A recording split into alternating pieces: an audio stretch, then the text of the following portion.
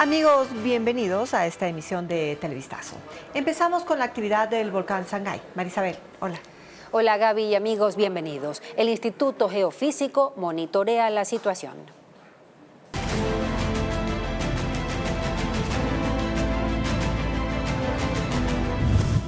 Sangay, ¿por qué ruge el volcán?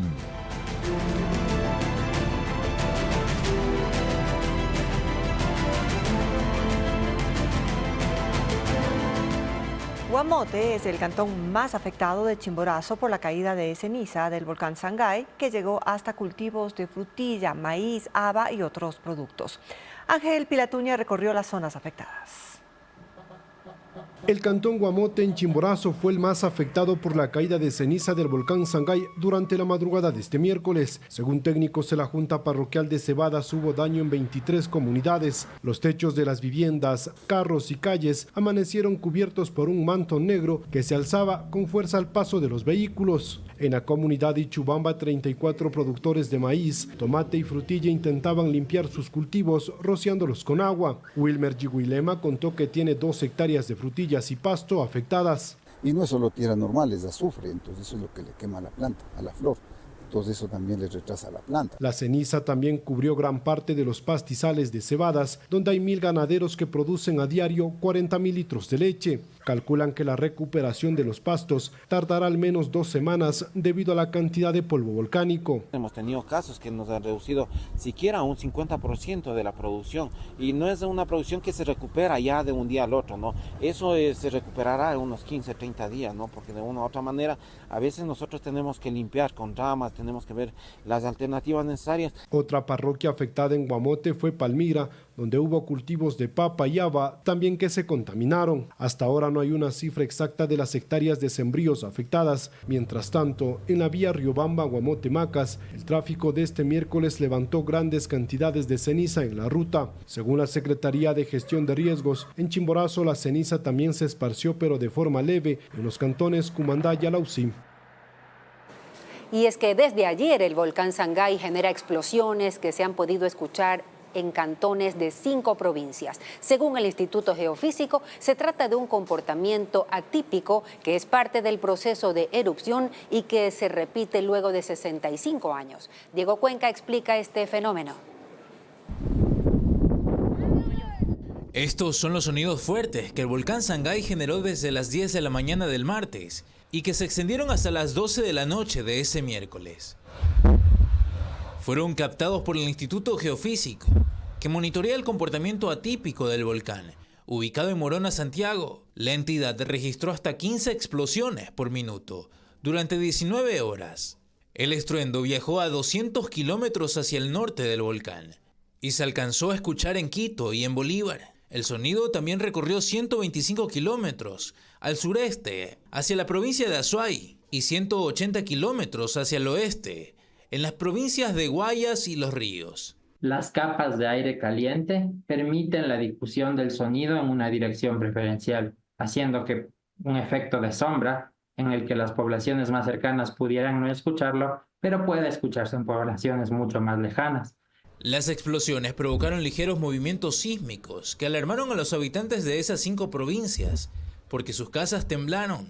Según el vulcanólogo, esa actividad es parte del proceso eruptivo que empezó a incrementar en el 2019. Ese martes el volcán también expulsó lava, que recorrió 2.000 kilómetros bajo el cráter, y una columna de ceniza de 3.000 metros, cuyo polvo cayó en la provincia de Chimborazo. El río Machángara es ahora sujeto de derechos y por tanto debe ser limpiado y descontaminado. Así lo decidió la justicia en un fallo inédito. Francisco Garcés precisa lo que implica la decisión judicial y qué deberá pasar con el afluente. El río Machángara tiene derechos y la justicia los acaba de reconocer. Ordenó que se reparen los daños causados durante décadas de contaminación. Esa decisión fue tomada por la jueza Fanny Altamirano, ponente del Tribunal Penal que el 5 de julio sentenció al Cabildo quiteño. La sentencia convirtió al Machángara en el segundo río de Quito con una declaratoria de vulneración de derechos. El primero fue el Monjas en el 2022, cuando la Corte Constitucional ordenó que el municipio apruebe una ordenanza para repararlo. Ahora el Machangará cuenta con una acción de protección presentada por organizaciones sociales y ambientales de la capital. La jueza y el tribunal ha determinado que a esas medidas del municipio se sumen medidas a corto plazo, a mediano plazo, medidas inmediatas como por ejemplo el control de fluidos industriales y campañas de concientización para que los quiteños y quiteñas podamos hacer un uso responsable del agua. Si bien el municipio apeló la sentencia, debe aplicarse hasta que se resuelva el caso en su última instancia. El caso se fundamenta en los análisis hechos al agua del Machangará. La Universidad de las Américas determinó que la contaminación del río excede en al menos 7 veces los parámetros permitidos, datos con los que cuenta el municipio desde el 2013, cuando empezó a monitorear el estado de sus ríos. Podemos considerar que el río Machangará, el 80% del agua es básicamente agua de alcantarilla, es agua residual. Sí, no lo consideramos un cuerpo de agua que está vivo. La sentencia apunta que también se violó el derecho de los quiteños al agua. Más aún que las administraciones zonales tengan únicamente $10,000 por administración zonal para la descontaminación de quebradas, que hasta el día de hoy ha sido ejecutado en 0%. Por eso la justicia con su sentencia obliga al municipio a generar políticas públicas para cuidar el Machangará que no dependan de las administraciones coyunturales del cabildo. Por lo pronto no hay un consenso del tiempo que tomará limpiar el río, aunque se cree que es un trabajo que se extenderá durante más de una década. Y mañana Televistazo mostrará por qué el río Machangará nace muerto. El SRI aseguró que están al día en los pagos de la devolución del IVA a personas con discapacidad y que se están realizando desembolsos desde marzo a adultos mayores. Adriana Bermeo recogió testimonios de personas que, sin embargo, dicen que hay deudas que corresponden a trámites del año pasado. El gobierno pagó $140 millones en el 2024 por la devolución del IVA, un beneficio al que acceden personas de la tercera edad y con discapacidad. El director del SRI, Damián Larco, dio el monto y dijo que los desembolsos fueron posibles por el incremento del IVA del 12 al 15%. Las personas con discapacidad ya estamos al día, estamos el 100% al día en las devoluciones del IVA a las personas con discapacidad. Y en el caso de las personas de la tercera edad, estamos haciendo los pagos del mes de marzo. Sus declaraciones sorprendieron a personas de la tercera edad que este miércoles llegaron a una de las agencias del SRI en Quito buscando respuestas. José Calderón tiene 70 años y no recibe los pagos a pesar de haber hecho los trámites de devolución el año pasado. En el caso mío me deben como 4 meses, como $300, y también a mi señora, que es de la tercera edad, también le deben como 250. Un caso similar vive Rosaura Guerrero. Ella dice que sí ha recibido depósitos de este año, incluso el mes pasado, pero los montos corresponden a trámites que hizo el 2023. Pues que uno no tiene, ¿no? Es lo que más afecta. Si yo tengo programado este mes comprar tal medicina, no tengo, entonces me quedo sin la medicación. El director del SRI ayer había dicho que las solicitudes de devolución del IVA se reciben a diario, por lo que siempre habrá un desfase. Ingresan nuevos trámites de devolución del IVA y se hacen las acreditaciones por parte del Ministerio de Finanzas. Estamos haciendo todos los esfuerzos posibles para ponernos al día. Según el SRI, el monto pendiente de pago es de alrededor de $90 millones. 450,000 personas de la tercera edad y con discapacidad han hecho el trámite de devolución del IVA. 5 países de la OTAN comprometen más ayuda militar para Ucrania durante la cumbre que se realiza en Washington. Se trata de un sofisticado sistema de defensa antiaérea. Uno de los principales aportantes es Estados Unidos, pero se teme que un cambio radical en la política estadounidense pueda debilitar a la OTAN si Donald Trump ganara las elecciones en noviembre. Los aliados occidentales se mantienen unidos en la defensa de Ucrania. Tienen objetivos inmediatos, pero también de largo plazo ante la invasión rusa, con seguridad militar, económica y democrática, han dicho.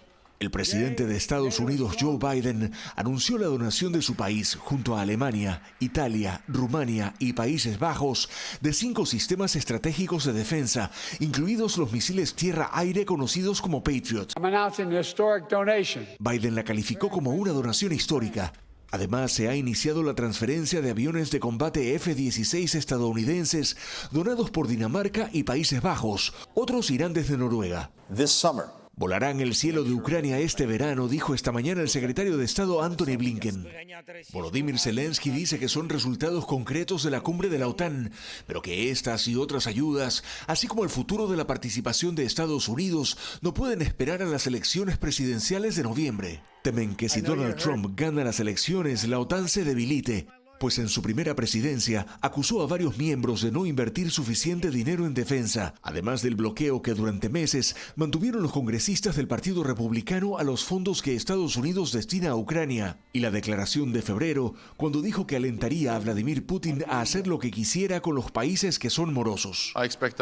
El secretario general de la organización, Jens Stoltenberg, ha dicho que ahora hay un fuerte apoyo bipartidista a la OTAN en el Congreso de Estados Unidos, y que espera que ese país siga siendo un aliado fuerte independientemente del resultado de las elecciones.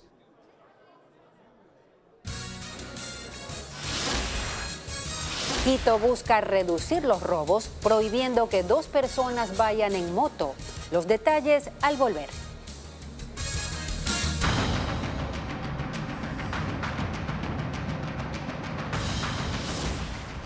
Motos, peligro en 2 ruedas.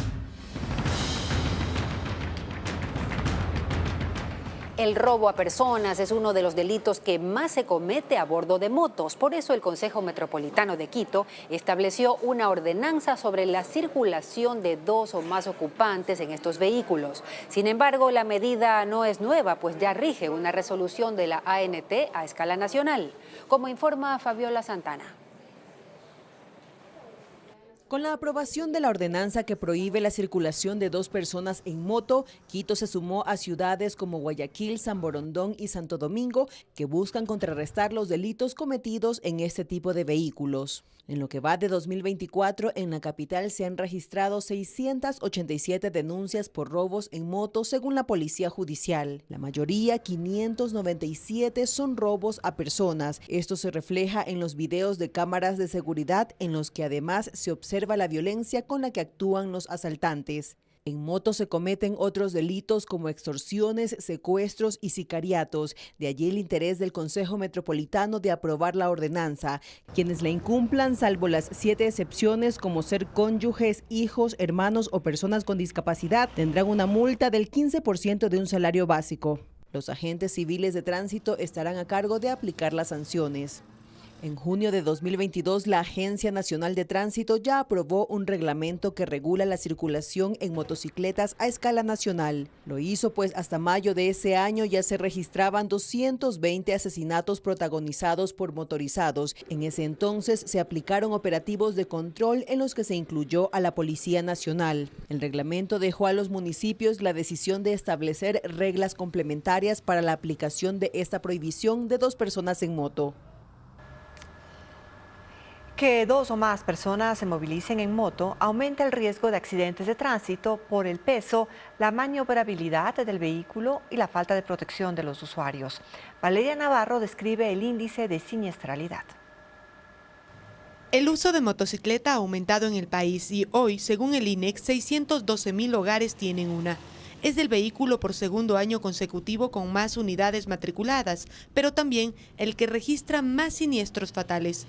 En 2023 hubo 6.497 accidentes que involucraron a motociclistas, 7.600 sufrieron lesiones y 839 fallecieron según la Agencia Nacional de Tránsito. La tendencia de siniestros en moto aumenta cada año.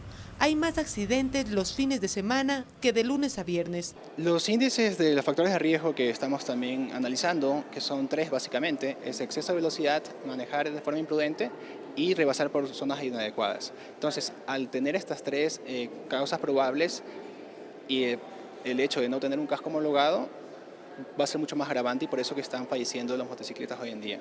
Los motociclistas son más vulnerables en la vía porque son menos visibles y su protección es limitada. El impacto que pueden sufrir en un choque es más fuerte. Las lesiones más graves son en la cabeza. Sin embargo, Un estudio de la Fundación Cabat identificó que en el país el 15% de usuarios no usa casco. Las provincias con mayor tasa de siniestralidad por cada 10.000 motociclistas son Santo Domingo de los Áchilas con 8.7%, Guayas 7.6%, Los Ríos 7%, Santa Elena 6.3% y El Oro 5.1%. Son pocos los que utilizan un carril en la vía. Si bien parte de la responsabilidad es asumida por los motociclistas por no cumplir con las normas, se señala que no son respetados por otros conductores.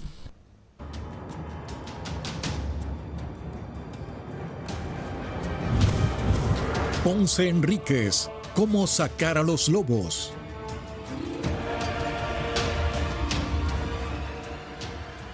La violencia que vive el cantón Ponce Enríquez por la disputa de territorio entre bandas criminales ha debilitado al sector comercial, cuyas ventas han caído en casi un 50%. Según la comisaría municipal, este año 100 locales comerciales tuvieron que cerrar debido a la falta de clientes y extorsiones. La economía del 95% de los 25.000 habitantes de Ponce Enríquez en Azuay depende directa o indirectamente de la minería. Una actividad que ahora está bajo el acecho de las bandas criminales Los Lobos y Los Lobos Box.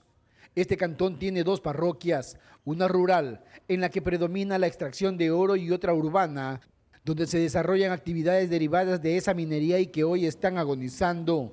La vitalidad del Parque Central, el principal espacio recreativo que tiene la ciudad, ha menguado. Los habitantes mencionan tras cámaras que prefieren quedarse en casa y salir solo para lo esencial. Pasear ya no es una opción en este lugar, que también es un punto de encuentro para comercios locales. Televistazo recorrió este sector un sábado. Los fines de semana, que antes eran los días de mayor movimiento, perdieron su dinamismo. Se refleja en una hilera de tiendas de ropa, ferreterías, equipamiento minero y dispositivos electrónicos, todas ellas vacías. De acuerdo a sus propietarios, las ventas han caído casi a la mitad y en las calles no hay gente. Vendedores caminan a la espera de algún cliente, pero no llegan. Esta misma expectativa tampoco se cumple entre los 30 restaurantes y kioscos cercanos. El temor a las riñas entre las bandas criminales es señalado como la causa. Los establecimientos de compra y venta de oro, que hasta el año pasado eran 10, han desaparecido por completo del área debido a las extorsiones. Bueno, creo que a todos nos ha afectado, y no solo al sector comercial, sino también en las casas, por tantos momentos que hay de violencia y de preocupación, pero lo que es el ámbito comercial sí se ha impactado. Mientras tanto, en el ingreso a Ponce Enríquez, en la vía Panamericana, que solía ser la segunda zona más concurrida, alrededor de 80 locales, incluyendo tiendas de víveres, ferreterías, bares y discotecas, permanecen vacíos. Para los dueños de estos establecimientos, la vida nocturna se ha acabado. Los 5 hoteles del cantón tienen vacías sus habitaciones. Los ingresos han caído en un 70%, sobre todo porque su principal clientela, empresarios mineros que antes llegaban para establecer campamentos, se han retirado. Según la comisaría municipal, en lo que va de este año, 100 de 600 establecimientos comerciales registrados han cerrado, pero no hay una cifra exacta de las pérdidas económicas causadas. El Consejo de Participación volverá a votar para definir si Dunia Martínez se convierte o no en presidenta del Consejo de la Judicatura. Hoy tratarán una moción de reconsideración presentada por la consejera Yadira Saltos. Informa Jacqueline Rodas.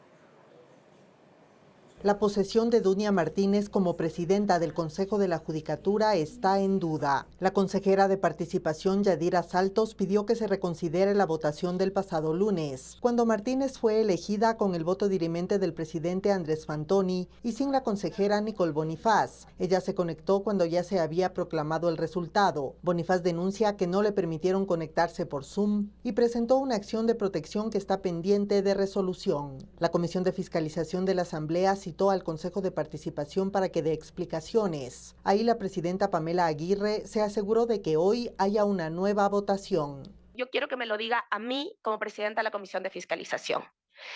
¿Se va a permitir la reconsideración de la votación, sí o no? Se tiene que tratar por una inclusión de moción por parte de la consejera Saltos y se tendrá que tomar a servir a votación en caso que tenga los votos correspondientes. El pleno para la sesión de la nueva votación será distinto. Además de Nicole Bonifaz, se espera que asista Augusto Verduga, quien desistió de su licencia por paternidad y pidió retomar sus funciones. Su voto se sumaría a la mayoría contraria a la designación de Dunia Martínez, pero la vicepresidenta Michelle Calvache hizo una aclaración. Pero en este caso tienen que participar los miembros que participaron en la sesión principal. ¿Cuál es la desesperación de cambiar los resultados? Hay que estar atentos. Del resultado de la sesión prevista para hoy, depende que Álvaro Román entregue el cargo de presidente del Consejo de la Judicatura. Él ya se despidió y espera la reunión de transición. Le escribí el día de hoy y el mensaje de ella me dijo: espérate un ratito, Alvarito, esperemos que me posesione. Entonces ella tiene la prudencia. La convocatoria de la Asamblea para posesionar a Dunia Martínez de este jueves sigue vigente. Los transportistas solicitaron seguridad y protección en las principales vías de 6 provincias. La policía y las Fuerzas Armadas empezaron con operativos de control en las rutas más peligrosas. Paul Romero con el informe. Tras la presión de los transportistas por el incremento de la inseguridad, la policía y las Fuerzas Armadas realizarán operaciones coordinadas en las vías consideradas más peligrosas del país. La policía determinó ejecutar controles permanentes y patrullajes móviles en las rutas de 7 provincias las 24 horas. Santo Domingo de los Áchilas y Los Ríos, la ruta Santo Domingo-Quevedo de 47 kilómetros. En Los Ríos, el anillo vial de Quevedo de 25 kilómetros, que tiene 4 carriles. En Guayas, la vía Durán-El Triunfo-Bucay de 92 kilómetros. El empalme Balsar-Colimes, Palestina-Daule de 124 kilómetros. Guayas y Cañar, en El Triunfo La Troncal de 106 kilómetros. Guayas, Azuay, El Oro, Naranjal, Balao, Ponce Enríquez, Machala de 91 kilómetros. Carchi, Imbabura, 126 kilómetros entre Tulcán e Ibarra. Las operaciones de control empezaron anoche en Santo Domingo. Además, los transportistas solicitaron que se incrementen las rutas del Triunfo Molleturo, Guayaquil-Manta, Guayaquil-Esmeraldas. En estas vías han reportado asaltos, robos y extorsiones. En Estados Unidos, la expresidenta de la Cámara de Representantes, Nancy Pelosi, dijo que depende solo de Joe Biden decidir si se mantiene o no en la carrera por la presidencia. Esto después de que Biden sostuviera una reunión con gobernadores demócratas de 7 estados para reiterarles que seguirá en la carrera por la reelección. El mandatario desmiente así una nota del diario The New York Times que aseguraba que estaba considerando salir de la contienda. Por su parte, el afamado actor George Clooney, que dijo que quien es un importante donante para el Partido Demócrata, le pidió salvar la democracia retirando su candidatura. Según él, Biden ha ganado muchas batallas, pero no puede ganar la lucha contra el tiempo. En Perú hallan el cuerpo momificado de un montañista desaparecido hace más de 20 años. Se trata de un estadounidense que murió por una avalancha en el nevado Huascarán, la montaña más alta de ese país. Con vestimenta intacta y sus equipos de montañismo en buen estado, fue hallado el cuerpo de William Stanf, un ingeniero civil que tenía 58 años cuando ocurrió la tragedia por una avalancha en el monte Huascarán. Autoridades peruanas dijeron que el hombre quedó sepultado por la nieve hace 22 años. Su cuerpo estaba momificado por el hielo y el frío extremo que llega a 19 grados bajo cero en las noches. Un equipo de policías del Departamento de Salvamento de Alta Montaña y de una empresa de guías recuperaron el cuerpo que fue hallado por el deshielo en la zona, a unos 5.200 metros de altura. Pudieron identificarlo por sus documentos, la licencia y el pasaporte, que estaban entre sus pertenencias. Los restos ya fueron trasladados a la morgue y los familiares ya han sido informados. Stanf había viajado desde California con 2 amigos. El cuerpo de uno fue encontrado enseguida, pero el otro continúa desaparecido. El Huascarán mide más de 6.700 metros y cada año es visitado por cientos de montañistas. En Estados Unidos, una empresa instaló en tiendas máquinas expendedoras de municiones. La compañía American Rounds incluye un escáner de identificación y un software de reconocimiento facial para verificar la edad del comprador. Usar esta máquina es tan sencillo como utilizar una tablet. Se encuentra en mercados de Alabama, Oklahoma y Texas y permite a los clientes comprar balas junto con víveres. Esta iniciativa tiene críticos que creen que esto solo facilitará nuevos tiroteos masivos. Lisa Pisano, de 54 años, que se sometió a un trasplante de riñón de cerdo modificado genéticamente porque sufría insuficiencia renal y cardíaca, murió 3 meses después de la cirugía. El 12 de abril, la mujer se sometió al trasplante en un hospital de Nueva Jersey, en Estados Unidos. Ahí también le colocaron una bomba cardíaca mecánica.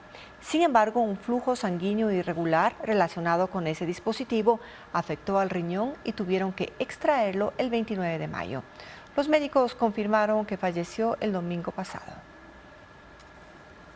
El desierto de Atacama, en el norte de Chile, el más seco del planeta, experimenta un florecimiento. La arena apareció cubierta desde hace 10 días por flores blancas y moradas después de las primeras lluvias. La última floración temprana de Atacama se produjo en el año 2015.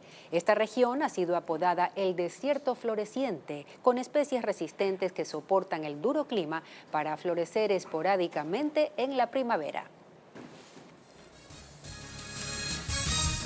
$150 millones es el valor que le quedará disponible al gobierno por el incremento del precio de las gasolinas. Los 26 centavos de aumento por galón en la Extra y Ecopaís cubren menos del 50% de lo que, según el Ministerio de Economía, se destina para subsidios. Y sí, resulta que hay voces que cuestionan el valor que le quedará al gobierno luego del incremento de precios a las gasolinas. Primero, hay que referenciar el monto que, según el Ministerio de Finanzas, se destina al subsidio de las gasolinas Extra y Super. Son $640 millones. Luego, se debe multiplicar el número de galones de gasolina Extra y Ecopaís que se consumen en el país por los 26 centavos del incremento. Esa operación deja $309 millones. Significa que el incremento no cubre la totalidad del subsidio. Todo esto según cifras del Ministerio y del Banco Central. Ahora, esos 309 millones no constituyen necesariamente un ahorro, porque en la práctica lo que hay es un reemplazo de subsidios. Esos son los $100 millones que se entregan en compensaciones a taxistas, camionetas de transporte y tricimotos, un subsidio. Y quedan 209 millones. A esos 209 millones se podría restar el valor que se va a requerir para pagar bonos a 40.000 nuevas familias y que también es un subsidio y que según algunos cálculos podría ser de cerca de 50 millones. Entonces, hechas las restas, este incremento del precio de las gasolinas en la práctica deja al gobierno poco más de $150 millones. El régimen no ha explicado por qué no se eliminó completamente el subsidio, pero se entiende que prefirió quedarse corto, primero para no tener que dar más compensaciones y segundo porque dependiendo del monto se genera también una diferencia política en las reacciones sociales. De todos modos, el gobierno se guardó la carta de los ajustes mensuales con un tope de hasta el 5% que habrá que ver cómo lo ejecutan. Lo cierto es que de lo negociado, este primer cálculo de $150 millones luce insuficiente para hacer frente a las necesidades del Estado, si se considera que solo en atrasos tiene una cuenta pendiente de casi $5.000 millones. Del amor, sálvese quien pueda, es la comedia que estará durante julio en la cartelera del Teatro San Gabriel en Quito. Mientras, hay recorridos gratuitos por el Museo en Miniatura de Guayaquil que cuenta la historia del puerto principal. Estefanía Arias con la agenda cultural. No eres el más guapo, pero siempre hay un roto para un descosido, dice mi abuelita. Después de 5 años de noviazgo, Daniel tiene un anillo de compromiso para Paula, pero ella tiene el corazón partido porque cree que a su novio no le interesa la relación. Del amor, sálvese quien pueda. Es una comedia que se presenta en el Teatro CCI en Quito, interpretada por José Andrés Caballero y Carolina Pérez Flor y dirigida por Alejandro Lalaleo.